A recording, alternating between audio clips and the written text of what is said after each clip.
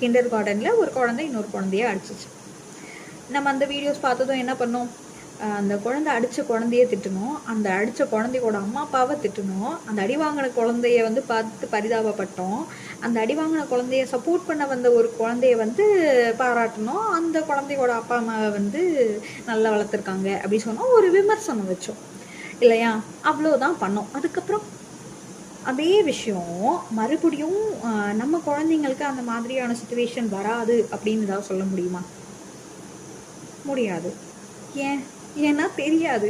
யாரும் இதை பற்றியெல்லாம் பேசுகிறது கிடையாது. அவங்க வீட்டில் வந்து பேரண்டிங் வந்து ரொம்ப ஒரு ஷேர்டு ரெஸ்பான்சிபிலிட்டி தான். அம்மா அப்பா பார்த்துக்கணும், நிறைய விஷயங்கள் சொல்லிக் கொடுக்கணும், அவங்க முன்னாடி வந்து ஃபோன் பார்க்குறத வந்து குறைக்கணும், நிறைய விஷயங்கள் இருக்குது. ஆனால் இதெல்லாம் தாண்டி ஒரு முக்கியமான விஷயம் என்ன அப்படின்னா, to be a human we should have that basic quality of humanity. அது கிடையாது. அது யாரும் கற்றுக் கொடுக்குறது கிடையாது.